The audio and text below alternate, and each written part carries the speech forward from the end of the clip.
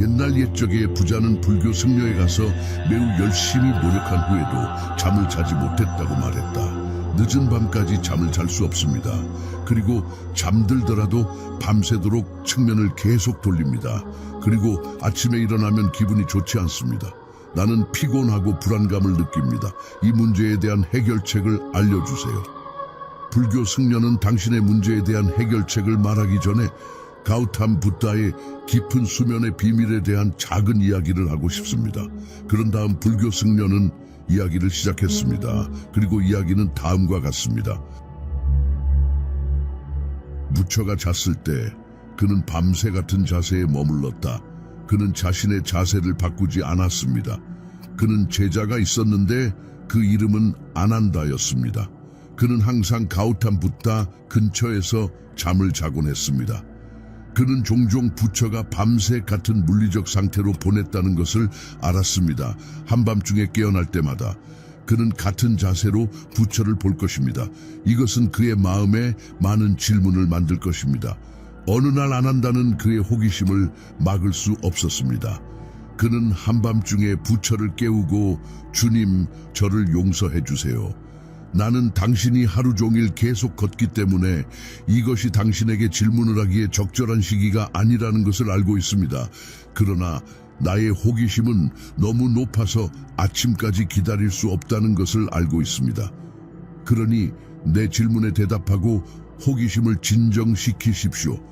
그런 다음 에이난다는 계속되었습니다. 나는 지난 20년 동안 당신과 함께 해왔으며 당신이 밤새 단 한 번의 자세로 보내는 것을 보고 있습니다. 당신은 조금도 조금씩 움직이지 않으므로 정말로 자는 것입니까? 가우탐 붓다는 미소를 지으며 에이난다가 말했다. 나는 나 자신에게 올바른 수면 자세를 발견했다. 이제 자고 있는 동안 움직일 필요가 없습니다. 나는 수면 상태에서도 깨어 있습니다. 내 몸이 자고 있는 동안 나는 깨어 있습니다. 아난다는 물었다. 그러나 주님, 자고 있는 동안 어떻게 깨어 있을 수 있습니까? 부처는 아난다는 잠을 자는 동안 마음이 불안할 때 몸도 불안해지고 계속 회전하고 자세를 계속 바꾸고 있지만 나는 이 모든 것들을 넘어서서 이제는 내 안에 남은 것이 없다. 그러므로 내가 잠들 때 내 몸은 시체처럼 되고 시체가 그 상태를 바꾸는 것을 본 적이 있습니까? 그리고 부처는 말하면서 깊은 수면 상태에서도 이 모든 일을 하는 것은 우리의 마음일 뿐입니다. 그러나 일단 마음이 차분해지면 몸은 깊은 잠을 자게 됩니다. 그러나 당신은 내부에서 깨어 있을 것입니다. 내에서 당신은 모든 것을 느낄 수 있습니다. 수면 후에도 당신의 인식은 작은 불타는 램프처럼 지속적으로 점화될 것입니다. 이야기를 마친 후 불교 승려는 부자에게 내 친구에게 깨달은 남자는 평범한 사람처럼 잠을 자지 않는다고 말했다. 평범한 사람이 잠을 자면 그는 의식이 없어져 주변 환경에 대해조차 알지 못합니다. 그러나 부처 같은 사람이 자면 항상 알고 있습니다. 우리가 잠을 자면 깨어나 자고자는 순간이 옵니다. 그 순간에 놀라운 일이 일어나지만 일반인은 그 순간을 경험하지 못합니다. 그는 언제 잠이 들었는지 알지 못하는 반면 깨달은 사람은 그 순간에만 남아 있습니다. 그 순간은 당신을 인식에 더 가깝게 만듭니다. 이 말을 듣고 그 남자는 그런 깊은 영성의 것들을 이해하지 못한다고 말했다. 쉬운 말로 나에게 설명해 주세요. 승려는 내 친구 수면 방해가 되는 7가지 주요 이유가 있다고 말했다. 첫 번째 이유는 침대에서 자는 것보다 다른 일을 하는 것입니다. 많은 사람들이 침대에서 음식을 먹거나 침대에 누워있는 동안 휴대전화로 비디오를 보거나 게임을 하거나 침대에서 험담하는 습관이 있습니다. 그들은 침대에서 다른 많은 일을 합니다. 침실의 의미는 잠자는 곳이지만 사람들은 침실이 우리 뇌에 명확한 의미를 갖지 않기 때문에 다른 목적으로 그것을 사용합니다. 그래서 우리가 침대에서 잠들 때 우리의 마음은 이제 우리가 잠을 자야 한다는 것을 완전히 받아들이지 않습니다. 그리고 이것이 우리가 빨리 잠들지 않고 잠을 자지 않는 큰 이유입니다. 그런 다음 수도사가 더 말했다. 불교 수도원에서 수도사는 아침에 일어나 자마자 침대를 떠난 다음 밤에만 침대로 돌아갑니다. 숙면을 취하지 못하는 두 번째 이유는 정해진 취침 시간을 충분히 지키지 못하기 때문입니다. 아침에 일찍 일어나서 숙면을 취하고 싶다면 밤에 일찍 잠자리에 드는 습관을 들여야 합니다. 그리고 정해진 시간에 규칙적으로 잠을 자면 우리 마음은 그것에 익숙해지고 그 시간이 되면 자동으로 졸음이 오기 시작합니다. 그러자 스님은 잠을 이루지 못하는 세 번째 이유는 잠들기 전 부정적인 생각을 하기 때문이라고 말씀하셨습니다. 밤에 잠을 자면 걱정스러운 생각을 마음에 품고 잠을 자면 마음이 불안해져서 잠을 방해하게 됩니다. 잠들기 전 드는 생각은 아침에 일어났을 때 가장 먼저 떠오르는 생각이 됩니다. 우리가 잠에 들려고 할 때 우리의 잠재의식은 가장 활발하게 활동하는데 이때 우리가 만들어내는 생각은 우리의 잠재의식에 빠르게 받아들여 현실로 가져오려고 노력합니다. 우리의 잠재의식은 좋은 생각과 나쁜 생각 중에서 선택할 수 없습니다. 무엇이 좋고 무엇이 나쁜지 모릅니다. 수신된 정보에 대한 작업이 시작됩니다. 그러므로 잠을 자면서 우리의 문제와 부정적인 생각을 생각하기보다는 우리가 삶에서 얻고 싶은 좋은 것들을 생각해야 합니다. 그것은 당신의 삶에 긍정적인 변화를 가져올 수 있습니다. 그러자 스님이 말했습니다. 숙면을 취하지 못하는 네 번째 이유는 잘못된 잠을 자는 것입니다. 잠을 잘 때 머리를 북쪽으로 두고 자면 안 됩니다. 왜냐하면 우리가 머리를 북쪽으로 두고 자면 지구의 자기력으로 인해 우리 몸의 많은 혈액이 뇌 쪽으로 향하려고 하기 때문입니다.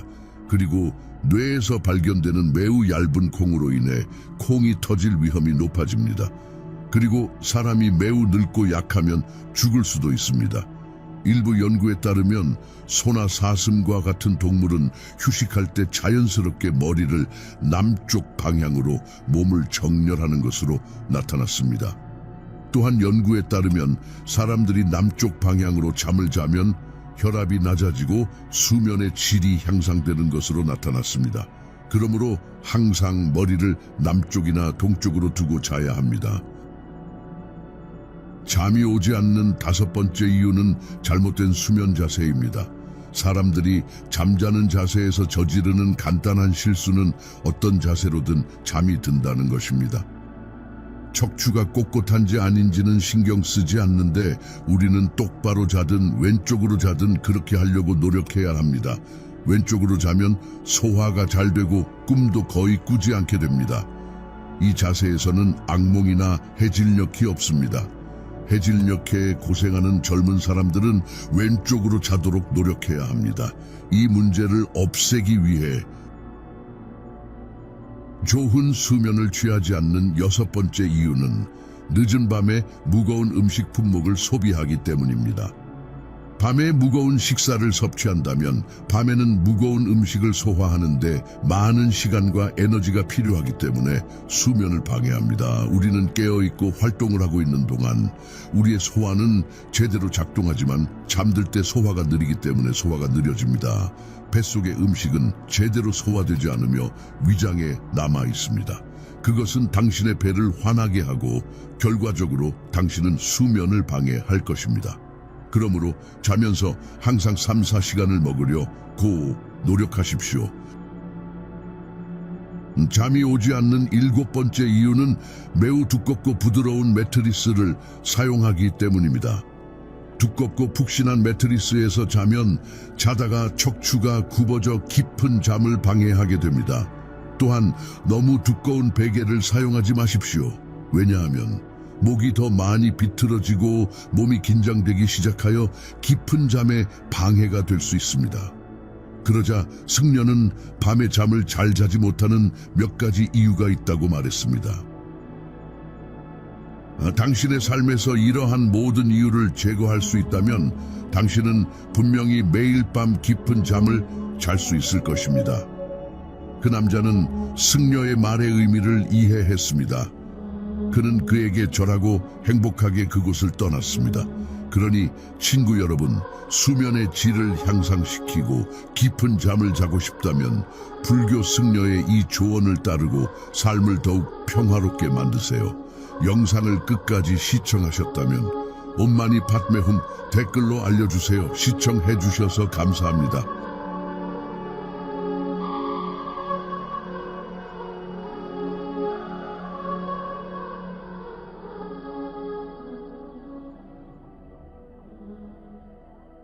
고타마 붓다 가우타마 붓다타가 한때 현명하게 말했듯이 당신 자신도 온 우주의 누구와 마찬가지로 사랑과 애정을 받을 자격이 있습니다.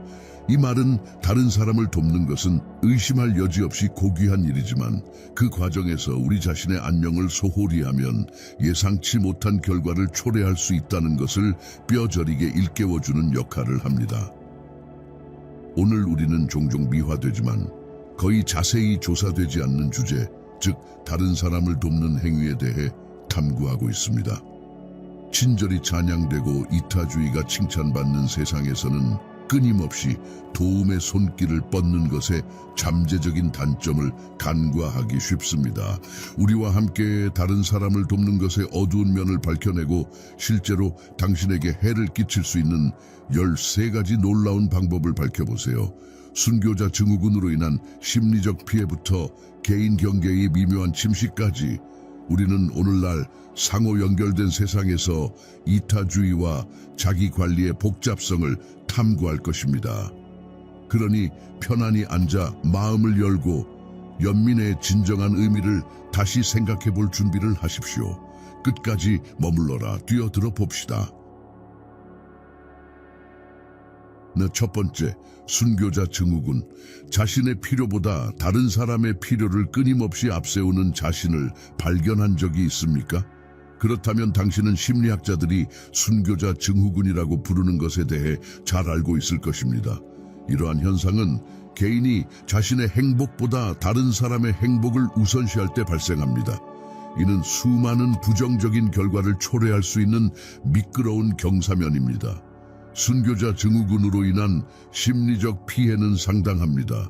다른 사람을 돕기 위해 자신의 필요를 지속적으로 무시함으로써 우리는 감정적 여유를 고갈시키고 부적절하다는 감정을 불러일으킬 위험이 있습니다. 고타마 붓다 가우타마 붓다가 현명하게 말했듯이 당신 자신도 온 우주의 누구와 마찬가지로 사랑과 애정을 받을 자격이 있습니다. 그러나 순교자 증후군에 시달리는 사람들은 종종 이 근본적인 진리를 내면화하는 데 어려움을 겪습니다. 자기 희생은 이론상으로는 고귀한 일이지만 탈진과 분노의 길을 열 수 있습니다. 이것을 상상해 보세요. 당신은 자신의 자기 관리를 소홀히 하면서 가족, 친구, 동료의 필요를 끊임없이 저글링하고 있습니다. 시간이 지남에 따라 이러한 행동 패턴은 행복감을 약화시키고 정서적으로 지치게 만들 수 있습니다. 지속적으로 다른 사람의 구세주가 되려는 노력은 궁극적으로 당신이 돕고 있는 사람들, 심지어 자신에 대한 분노로 이어질 수 있습니다. 본질적으로 순교자 증후군은 양날의 검이다. 그것은 우리 주변 사람들로부터 칭찬과 존경을 얻을 수 있지만 종종 우리 자신의 정신적, 정서적 건강을 희생하게 됩니다. 그러므로 다음에 다른 사람을 위해 자신의 행복을 희생해야 한다고 느낄 때 고타마 붓다의 말씀을 기억하십시오. 당신 자신도 온 우주의 누구와 마찬가지로 사랑과 애정을 받을 자격이 있습니다. 가끔은 자신의 우선순위를 정하는 것도 괜찮습니다. 결국 빈 컵으로는 부을 수 없습니다.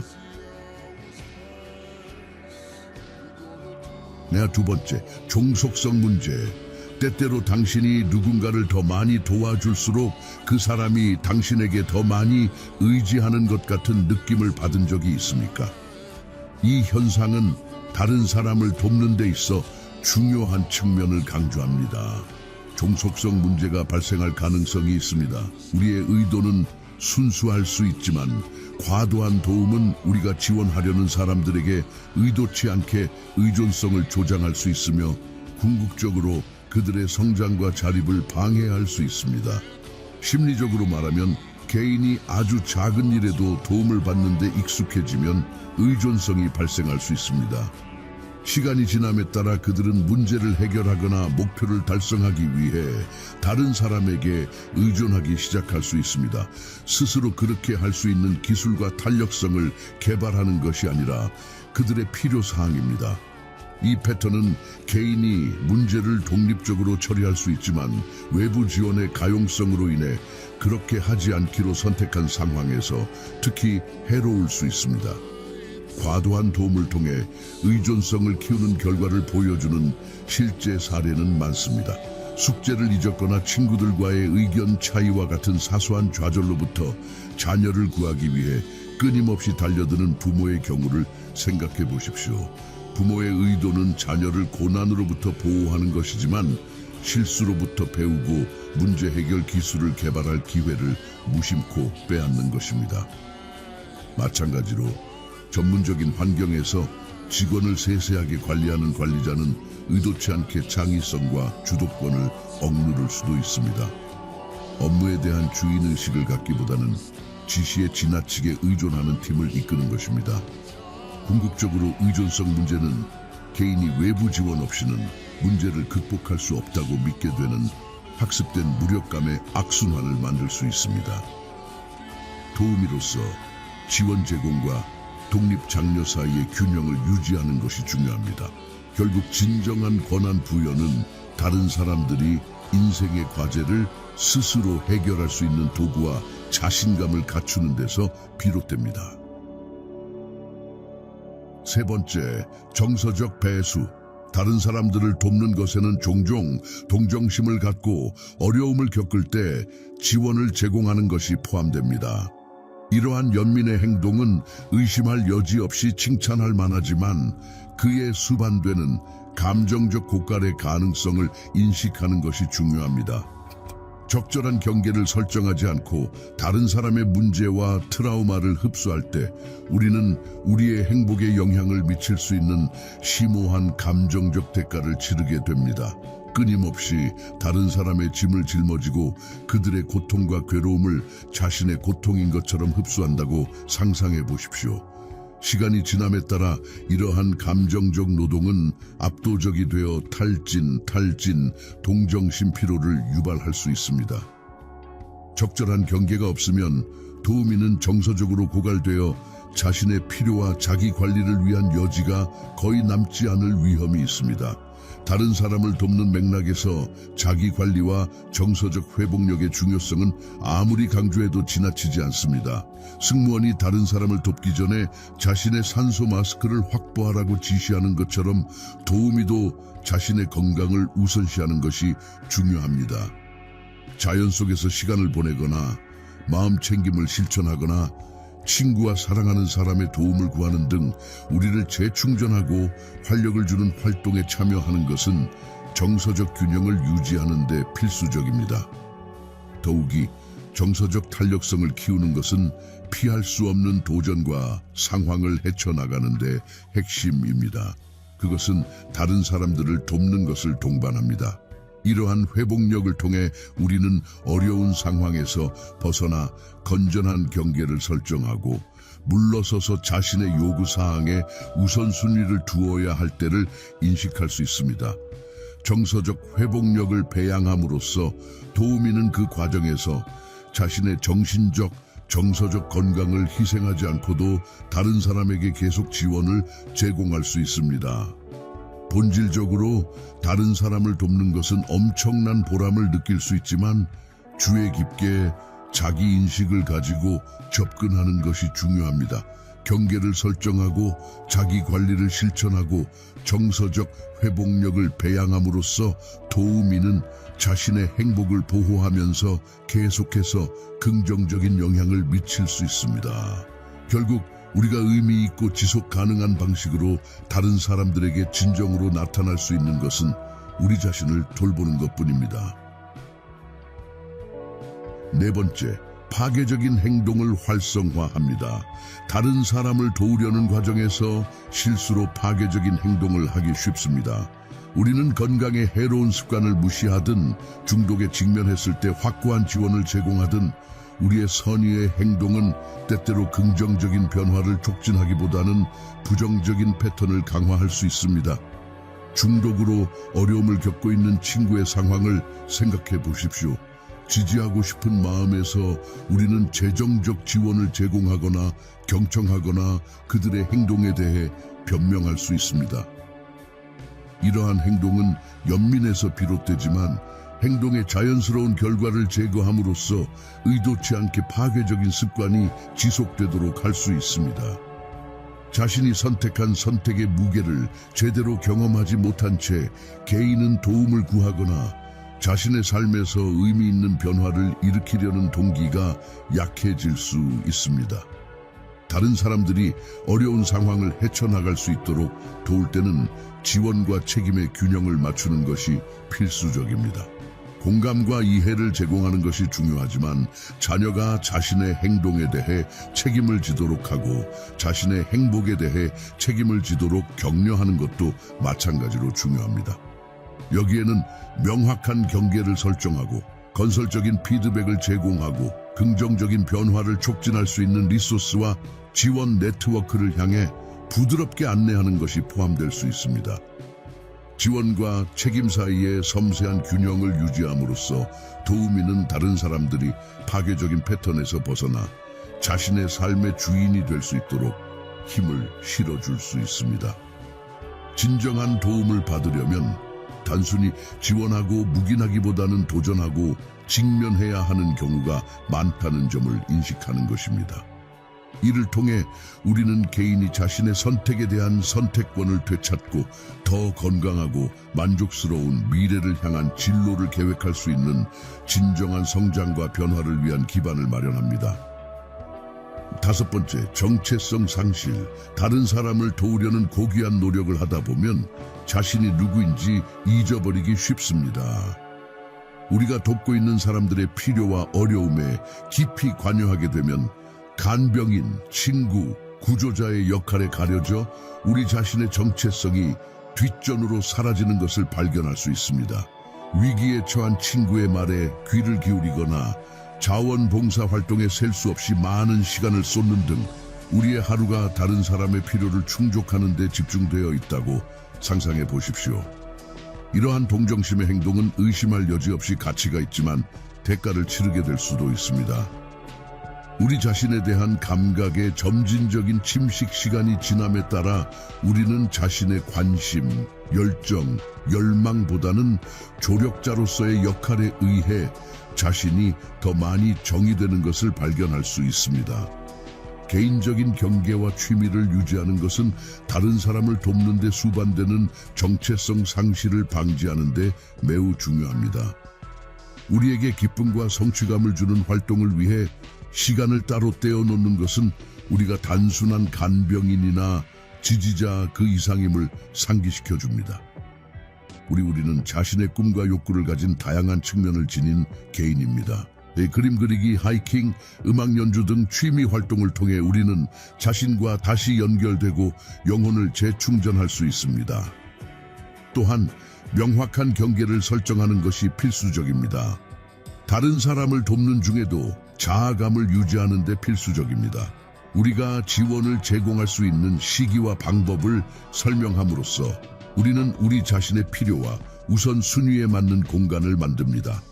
여기에는 다른 사람을 돕는 데 바치는 시간에 제한을 두거나 우리가 압도당하거나 지쳤을 때 도움 요청을 정중하게 거절하는 것이 포함될 수 있습니다. 본질적으로 다른 사람을 돕는 것은 의심할 여지 없이 고귀한 노력이지만 그 과정에서 우리 자신을 잃지 않도록 하는 것이 필수적입니다. 그리고 우리 자신의 정체성을 키우는 활동에 참여함으로써 우리는 진정성과 힘을 바탕으로 다른 사람들에게 계속 지원을 제공할 수 있습니다. 결국 우리가 의미 있고 지속 가능한 방식으로 다른 사람들을 위해 진정으로 모습을 보일 수 있는 것은 우리 자신의 필요를 존중하는 것뿐입니다. 6번째, 재정적 부담. 다른 사람을 돕는 것과 관련하여 덜 논의되는 측면 중 하나는 그것이 부과할 수 있는 재정적 부담의 가능성입니다. 우리의 의도는 순수할 수 있지만 지속적으로 다른 사람들을 재정적으로 지원하는 행위에는 은행 계좌를 넘어서는 숨겨진 비용이 포함될 수 있습니다. 도움이 필요한 친구나 가족에게 지속적으로 돈을 빌려주는 시나리오를 생각해 보십시오. 우리의 초기 본능은 주저없이 도움을 제공하는 것이지만 이러한 관대함이 장기적으로 의미하는 바를 인식하는 것이 중요합니다. 시간이 지남에 따라 이러한 재정적 기여의 누적 효과가 합산되어 잠재적으로 우리 자신의 재정적 안정과 미래 안보를 위험에 빠뜨릴 수 있습니다. 더욱이 끊임없이 다른 사람의 재정적 생명선이 되어야 한다는 압박감은 우리를 무겁게 짓누르는 의무감과 부담감을 조성할 수 있습니다. 우리는 우리가 지원하는 사람들의 필요사항을 충족하기 위해 자신의 재정적 목표와 열망을 희생하여 궁극적으로 재정에 대한 우리 자신의 선택 의지와 통제력을 약화시키는 자신을 발견할 수 있습니다. 건강한 재정적 경계를 설정하는 것은 다른 사람을 도울 때 재정적 부담의 위험을 완화하는 데 중요합니다. 여기에는 재정 지원을 제공할 시기와 방법에 대한 명확한 지침을 설정하는 것뿐만 아니라 이러한 경계를 관련자들에게 공개적이고 단호하게 전달하는 것이 포함될 수 있습니다. 재정적 지원을 제공할 수 없거나 제공할 의사가 없을 때 거절하는 방법을 배우는 것도 마찬가지로 중요합니다. 비록 그 순간 불편하거나 어려울지라도 마찬가지입니다. 건전한 재정적 경계를 설정하고 필요할 때 거절하는 법을 배움으로써 다른 사람을 도우려는 열망이 우리 자신의 재정적 안녕을 희생하지 않도록 할 수 있습니다. 결국 진정한 지원은 단순히 재정적 지원을 제공하는 것 이상입니다. 이는 다른 사람들이 역경에 직면하여 자립하고 회복력을 가질 수 있도록 힘을 실어주는 것입니다. 그리고 때로는 우리가 제공할 수 있는 가장 귀중한 선물은 스스로 두 발로 설 수 있는 지원입니다. 7번째, 개인적인 필요를 무시합니다. 다른 사람을 도우려고 노력하다 보면 자신의 필요사항을 무시하기가 너무 쉽습니다. 위기에 처한 친구를 지원하기 위해 오랜 시간을 바치는 것이든 자신의 필요보다 다른 사람의 필요를 지속적으로 우선시하는 것이든 이러한 이타심은 필수적인 자기 관리를 무시하는 대가를 치르게 될 수 있습니다. 우리 자신의 신체적, 정서적, 정신적 안녕을 무시하면서 주변 사람들의 필요와 요구에 응답하면서 끊임없이 전화를 받는 상황을 상상해 보십시오. 시간이 지남에 따라 이러한 행동 패턴은 큰 타격을 주어 우리를 고갈시키고 지치고 지치게 만들 수 있습니다. 다른 사람의 필요를 자신보다 우선시하면 충분한 수면, 건강한 식습관, 규칙적인 운동과 같은 필수적인 자기 관리 관행을 무시하게 될 수 있습니다. 이러한 기본적인 형태의 자기 영양 공급이 없으면 우리는 스트레스, 질병 및 정서적 압도에 더 취약해집니다. 개인의 안녕을 우선시하는 동시에 다른 사람을 돕는 전략은 건강한 균형을 유지하는 데 필수적입니다. 여기에는 명상, 일기쓰기, 자연 산책과 같은 자기 관리 활동을 위해 매일 시간을 할애하는 것이 포함될 수 있습니다. 또한 우리의 가용성과 지원 제공 의지에 대한 명확한 경계를 설정하여 우리 자신의 필요사항을 충족할 수 있는 시간과 공간을 확보하는 것이 필요할 수도 있습니다. 또한 자기 연민을 키우고 우리 자신의 행복의 중요성을 인식하는 것이 이 과정에서 매우 중요합니다. 도움이 필요한 친구에게 공감과 이해를 베풀듯이 우리 자신에게도 같은 친절을 베푸는 법을 배워야 합니다. 개인의 안녕을 우선시함으로써 우리는 자신의 예비비를 보충할 뿐만 아니라 다른 사람들에게 진정한 지원과 원조를 제공할 수 있는 더 나은 장비를 갖추게 됩니다. 본질적으로 다른 사람을 돕는 것은 의심할 여지 없이 고귀한 노력이지만 빈잔으로는 부을 수 없다는 점을 기억하는 것이 중요합니다. 우리 자신의 필요사항을 우선시하고 자기 관리를 실천함으로써 다른 사람을 돕고자 하는 욕구가 고갈이 아닌 풍요로움에서 비롯되도록 할 수 있습니다. 결국 우리가 의미 있고 지속 가능한 방식으로 다른 사람들에게 진정으로 나타날 수 있는 것은 우리 자신을 돌보는 것뿐입니다. 8번째, 분노와 괴로움, 다른 사람을 돕는 영역에는 종종 눈에 띄지 않는 미묘한 위험이 존재합니다. 원한과 괴로움이 교활하게 쌓입니다. 우리의 최선의 의도에도 불구하고 적개심은 점차 뿌리를 내릴 수 있습니다. 특히 도움을 주려는 우리의 노력이 우리가 바라던 대로 보답받지 못하거나 감사해주지 않을 때 더욱 그렇습니다. 이것을 상상해 보세요. 당신은 다른 사람들을 돕기 위해 수많은 시간과 자원을 투자했습니다. 어려운 시기를 겪고 있는 친구지만 당신의 노력에 대해 인정받지 못하고 감사하지 않다고 느낄 뿐입니다. 시간이 지남에 따라 이러한 분노의 감정은 악화되어 한때 관계에 존재했던 신뢰와 선의의 기반을 침식할 수 있습니다. 우리가 도와준 사람들에 대한 분노의 경험은 도움이 필요할 때 특히 강력할 수 있습니다.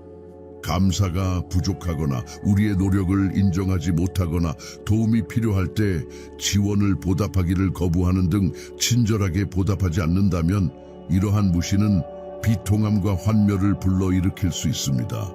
분노의 감정을 다루고 관리하는 건전한 방법은 우리 자신의 행복을 보존하고 건전한 관계를 유지하는 데 필수적입니다. 한 가지 전략은 공감을 실천하고 우리가 분개하는 사람들의 관점과 상황을 이해하려고 노력하는 것입니다. 그들의 행동이 그들 자신의 어려움과 한계에 의해 영향을 받을 수 있다는 것을 인식함으로써 우리는 동정심과 용서를 키울 수 있습니다. 공감과 용서 분노의 부담을 완화하기, 또한 명확한 경계를 설정하고 우리의 요구사항을 공개적이고 단호하게 전달하는 것은 애초에 분노가 쌓이는 것을 방지하는 데 도움이 될 수 있습니다. 관계에서 우리의 기대와 경계를 명확히 함으로써 우리는 상호 존중과 이해를 위한 틀을 만들고 기대가 충족되지 않거나 불공정하다고 인식될 가능성을 줄입니다.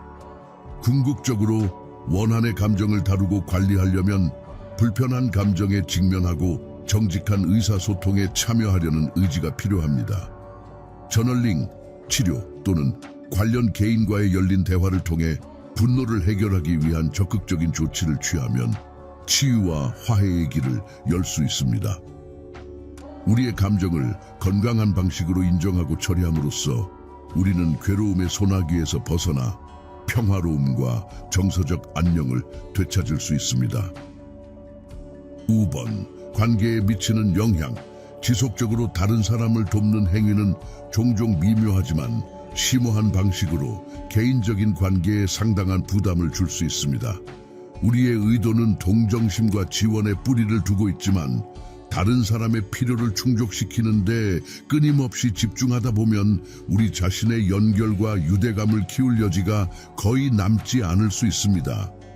대부분의 시간과 에너지를 친구나 동료를 돕는 데 소비하면서 상대방이 소홀하고 중요하지 않다고 느끼는 파트너의 시나리오를 생각해 보십시오. 지지하려는 최선의 노력에도 불구하고 관심과 우선순위의 불균형은 관계의 분노와 불만의 씨앗을 뿌릴 수 있습니다. 더욱이 지속적으로 다른 사람들을 돕는 것은 우리의 관계가 도움과 지원의 교환을 중심으로 본질적으로 거래가 되는 역동성을 창출할 수 있습니다. 성적표. 우리 관계의 깊이와 진정성은 간병인이나 구조자의 역할에 의해 가려집니다. 관계 내에서 건전한 경계를 유지하기 위한 전략은 지속적으로 다른 사람을 돕는 것의 영향을 완화하는 데 필수적입니다. 여기에는 산만함이나 외부 의무 없이 사랑하는 사람과 양질의 상호작용을 위한 전용 시간을 따로 마련하는 것이 포함될 수 있습니다. 또한 우리의 요구사항과 우선순위에 대해 공개적이고 정직하게 소통하고 상호 이해와 존중의식을 키우는 것도 필요할 수 있습니다. 더욱이 관계 내에서 공감과 연민을 키우는 것은 다른 사람을 도우려는 욕구와 의미 있는 연결을 육성하려는 노력 사이의 격차를 줄이는 데 도움이 될 수 있습니다. 사랑하는 사람들의 필요사항과 우려사항에 적극적으로 귀를 기울임으로써 우리는 모두가 보고 듣고 가치 있다고 느낄 수 있는 지원 환경을 조성할 수 있습니다. 본질적으로 다른 사람을 돕는 것은 의심할 여지 없이 고귀한 노력이지만 그것이 우리의 개인적인 관계에 미칠 수 있는 잠재적인 피해를 인식하는 것이 필수적입니다. 건전한 경계, 열린 의사소통, 상호 존중을 우선시함으로써 다른 사람을 돕고자 하는 욕구가 우리 자신의 연결과 행복을 희생하지 않도록 할 수 있습니다. 결국 우리가 제공할 수 있는 가장 의미 있는 지원은 종종 진실되고 양육적인 관계의 맥락에서 발견됩니다. 10번, 연민 피로. 연민은 고귀하고 필수적인 특성이지만 때로는 예상치 못한 결과를 초래할 수 있습니다. 이 현상은 타인의 고통과 트라우마에 장기간 노출되어 발생하는 정서적, 육체적 피로를 말합니다. 조력자로서 우리의 공감과 연민의 능력은 시간이 지나면서 고갈될 수 있습니다. 우리를 지치고 압도당하고 감정적으로 무감각하게 만듭니다. 고통받는 환자를 돌보는데 오랜 시간을 보내는 의료 종사자나 학대와 트라우마에 대한 끔찍한 이야기를 매일 듣는 사회복지사를 상상해 보십시오. 그들의 의도는 지원을 제공하고 고통을 완화하는 것일 수 있지만 다른 사람의 고통에 끊임없이 노출되면 자신의 안녕에 큰 타격을 줄 수 있습니다. 동정심 피로를 퇴치하고 회복력을 키우는 기술은 도우미에 대한 영향을 완화하는 데 필수적입니다. 한 가지 전략은 우리의 정서적 보유량을 보충하고 활력을 불어넣는 자기 관리의식을 실천하는 것입니다. 여기에는 명상, 운동, 자연 속에서 시간 보내기 등 우리에게 기쁨과 휴식을 가져다주는 활동에 참여하는 것이 포함될 수 있습니다. 더욱이 동료, 멘토 또는 정신건강 전문가로부터 지원을 구하는 것은 동정심 피로로 어려움을 겪는 조력자에게 중요한 생명선을 제공할 수 있습니다. 전문직을 돕는 고유한 어려움을 이해하는 다른 사람들과 우리의 경험과 취약성을 공유함으로써 우리는 연민 피로의 복잡성을 헤쳐나가는데 위안과 검증, 지침을 찾을 수 있습니다. 또한 건강한 경계를 설정하고 자기 연민을 실천하는 것은 연민 피로에 직면하여 우리의 웰빙을 유지하는 데 중요합니다. 자신의 한계를 인식하고 필요할 때 거절하는 법을 배우면 자신의 필요사항을 우선시하고 소진을 예방할 수 있습니다. 마찬가지로 자기 연민을 키우는 것은 우리가 다른 사람들에게 제공하는 것과 동일한 친절과 이해를 우리 자신에게도 확장하여 역경에 직면했을 때 회복력을 키울 수 있게 해줍니다. 본질적으로 동정심 피로는 도우미에게 피할 수 없는 직업적 위험일 수 있지만 극복할 수 없는 것은 아닙니다. 자기 관리를 위한 전략을 구현하고 지원을 구하고 자기 연민을 실천함으로써 우리는 은혜와 회복력으로 연민 피로의 어려움을 헤쳐나갈 수 있으며 지속 가능하고 의미 있는 방식으로 다른 사람들에게 계속 지원과 지원을 제공할 수 있습니다. 11번, 비현실적인 기대. 다른 사람을 돕는 세계에서는 어떤 대가를 치르더라도 항상 도움을 주고 받아야 한다는 무언의 압력이 존재하는 경우가 많습니다. 이러한 압력은 우리 자신뿐만 아니라 우리가 지원하는 사람들로부터도 비현실적인 기대를 불러일으킬 수 있습니다. 하루 종일 메시지에 응답하든지 끊임없이 다른 사람의 필요를 자신보다 우선시하든 이러한 기대는 끊기 어려운 스트레스와 탈진의 악순환을 만들 수 있습니다. 친구나 가족 구성원이 유일한 지원 및 안내 소스로 릴리안 뉴스 와서 우리가 즉시 그들의 필요를 충족하기 위해 모든 것을 내려놓을 것을 기대하는 시나리오를 상상해 보십시오. 우리의 초기 본능은 도움이 되고자 하는 욕구에서 이러한 요구를 수용하는 것일 수도 있지만 항상 이용할 수 있어야 한다는 끊임없는 압력은 금방 압도될 수 있습니다. 비현실적인 기대의 지뢰밭을 탐색하려면 기대치를 관리하는 데 현실적인 경계를 설정하는 것이 필수적입니다. 여기에는 당사의 가용성과 제한사항에 대해 공개적이고 단호하게 소통하고 지원을 제공할 시기와 방법에 대한 명확한 지침을 설정하는 것이 포함될 수 있습니다. 우리 자신의 필요와 우선순위를 존중하는 경계를 설정함으로써 우리는 건강하고 지속 가능한 관계를 위한 프레임워크를 만듭니다. 더욱이 기대치를 관리하려면 어느 정도의 자기인식과 자기옹호가 필요합니다. 이는 다른 사람을 실망시키거나 이기적이거나 비이기적으로 인식될 수 있는 경계를 설정하는 것을 의미하더라도 우리 자신의 한계를 인식하고 자신의 행복을 우선시할 권리를 주장하는 것입니다. 도움이 된다는 것이 무엇을 의미하는지에 대한 이해를 재구성함으로써 우리는 사회가 조력자에게 부여하는 비현실적인 기대에 도전하고 우리 자신의 삶에 대한 선택 의지를 되찾을 수 있습니다. 본질적으로 항상 도움을 받고 도움을 받아야 한다는 압박감이 우리의 문화적 규범에 뿌리내려 있을 수 있지만 그것이 우리 자신의 행복에 미칠 수 있는 피해를 인식하는 것이 필수적입니다. 현실적인 경계를 설정하고 기대치를 관리하고 자신을 옹호함으로써 다른 사람을 돕는 더 건강하고 지속 가능한 접근 방식을 만들 수 있습니다.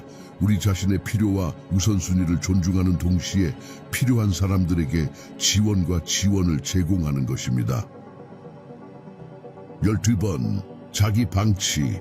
다른 사람을 돕는 고귀한 일을 추구하다 보면 우리 자신의 필요사항과 행복을 잊어버리기 쉽습니다.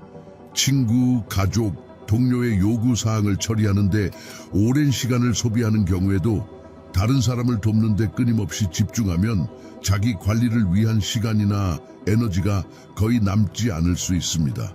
끊임없이 다른 사람의 필요를 우리 자신의 필요보다 우선시하는 시나리오를 상상해 보십시오. 충분한 수면, 건강한 식습관, 재충전을 위한 휴식 등 필수적인 자기 관리 관행을 무시합니다. 시간이 지남에 따라 이러한 자기 방치 패턴은 우리의 신체적, 정서적, 정신적 안녕에 큰 타격을 주어 피로 탈진 및 회복력 감소로 이어질 수 있습니다. 다른 사람을 돕는 맥락에서 자기 연민과 자기 관리 실천의 중요성은 아무리 강조해도 지나치지 않습니다. 도움이 필요한 친구에게 공감과 이해를 확장하는 것처럼 우리 자신에게도 동일한 친절과 연민을 제공하는 것이 중요합니다. 이는 우리 자신의 한계를 인식하고 현실적인 경계를 설정하고 자신의 필요와 복지의 우선순위를 정하는 것을 의미합니다. 자기 관리 실천은 우리에게 기쁨과 휴식을 가져다주는 활동을 위한 시간을 내거나 마음 챙김과 명상을 실천하거나 친구, 가족 또는 정신건강 전문가의 지원을 구하는 등 다양한 형태를 취할 수 있습니다. 자기 관리를 우선순위로 삼음으로써 우리는 정서적 예비력을 보충하고 회복력을 높이며 지속 가능하고 의미 있는 방식으로 다른 사람들에게 계속 지원과 도움을 제공할 수 있는 능력을 갖추도록 보장합니다. 본질적으로 다른 사람을 돕는 것은 의심할 여지 없이 고귀한 노력입니다. 빈 컵으로는 부을 수 없다는 점을 기억하는 것이 중요합니다. 자기 연민과 자기 관리 실천을 우선시함으로써 우리는 자신의 안녕을 보호할 뿐만 아니라 다른 사람의 삶에 긍정적인 영향을 미칠 수 있는 능력도 향상시킵니다. 결국 진정한 도움은 자신을 먼저 돌보는 것에서부터 시작됩니다. 13번, 붉은 깃발이 내려다 보이는 곳에 있습니다. 우리가 다른 사람들을 돕는 데 집중할 때 그들의 행동에 대한 경고 신호나 위험 신호를 간과하는 것이 일반적입니다. 관련된 패턴을 고립된 사건으로 무시하든 상황의 심각성을 경시하든 지원을 제공하려는 우리의 욕구는 때때로 우리 앞에 펼쳐지는 현실을 보지 못하게 할 수 있습니다. 친구가 파트너의 통제적인 행동에 대해 반복적으로 변명하면서 그 원인을 스트레스나 관계의 일시적인 어려움으로 돌리는 시나리오를 상상해 보세요. 조작이나 학대에 대한 증거가 쌓임에도 불구하고 그들은 파트너가 변화하거나 개선하는 데 도움이 될 수 있다고 믿고 경고 신호를 무시하기로 선택합니다. 그러한 경우 도움을 주려는 우리의 선의의 노력으로 인해 의도치 않게 유해한 행동이 확인되지 않은 채 계속될 수 있습니다. 우리 자신의 안녕을 손상시키지 않으면서 경고 신호를 인식하기 위한 전략은 이러한 복잡한 상황을 헤쳐나가는 데 필수적입니다. 한 가지 접근 방식은 자기 인식을 키우고 자신의 직관과 본능에 주의를 기울이는 것입니다. 뭔가 기분이 좋지 않거나 제대로 작동하지 않는 경우 직감을 믿고 추가로 조사하는 것이 중요합니다. 더욱이 우리의 우려사항을 일축하거나 무시하기보다는 우리가 돕고자 하는 개인과 개방적이고 정직한 의사소통을 유지하는 것이 경고 신호를 효과적으로 해결하는 데 중요합니다.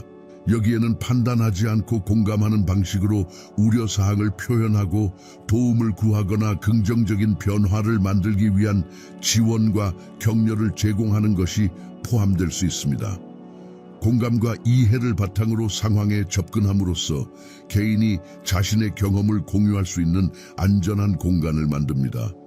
그리고 판단이나 정죄를 두려워하지 않고 공개적으로 염려합니다. 또한 신뢰할 수 있는 친구, 가족 또는 전문가로부터 지원을 구하면 경고 신호를 인식하고 해결하는 데 귀중한 관점과 지침을 얻을 수 있습니다. 다른 관점이나 전문 지식을 갖고 있는 다른 사람들과 협의함으로써 우리는 귀중한 통찰력을 얻고 상황에 대한 보다 포괄적인 이해를 발전시킬 수 있습니다. 본질적으로 다른 사람을 돕는 것은 칭찬할 만한 노력이지만 근본적인 문제나 과제를 나타낼 수 있는 경고 신호나 위험 신호에 계속 주의를 기울이고 경계하는 것이 중요합니다. 자기 인식을 키우고 개방적인 의사소통을 유지하고 필요할 때 지원을 구함으로써 우리는 동정심과 진실성을 가지고 이러한 복잡성을 헤쳐나갈 수 있으며 도움을 주려는 우리의 노력이 장기적으로 효과적이고 지속 가능하도록 보장할 수 있습니다. 다른 사람을 돕는 것은 의심할 여지 없이 고귀한 일이지만 그 과정에서 발생할 수 있는 잠재적인 함정과 어려움을 인식하는 것이 필수적입니다. 소진 및 연민 피로의 위험부터 파괴적인 행동을 가능하게 하고 위험 신호를 간과하는 위험까지 다른 사람을 돕는 여정에는 자기 관리의 우선순위를 정하고 건강한 경계를 설정하며 회복력을 배양함으로써 주의 깊은 탐색과 자기 인식이 필요합니다. 다른 사람을 돕는 것은 우리 자신의 안녕을 희생하면서까지 오지 않습니다. 이는 타인에 대한 연민과 우리 자신에 대한 연민 사이의 균형을 맞추는 것입니다. 진정한 도움은 먼저 우리 자신을 돌보는 것에서부터 시작된다는 점을 인식하십시오. 결국 우리가 다른 사람들에게 제공할 수 있는 가장 의미 있는 지원은 진정성, 공감, 자기인식에 뿌리를 두고 있습니다. 마음 챙김과 의도를 가지고 도움을 주는 행위에 접근함으로써 우리는 다른 사람들의 삶에 긍정적인 영향을 미치는 동시에 우리 자신의 성장과 행복을 키울 수 있습니다. 끝까지 시청하셨다면 100 댓글로 알려주세요. 앞으로 나올 영상을 계속 지켜봐 주시고 다음 시간까지 여러분의 여행이 빛과 지혜로 가득하길 바랍니다.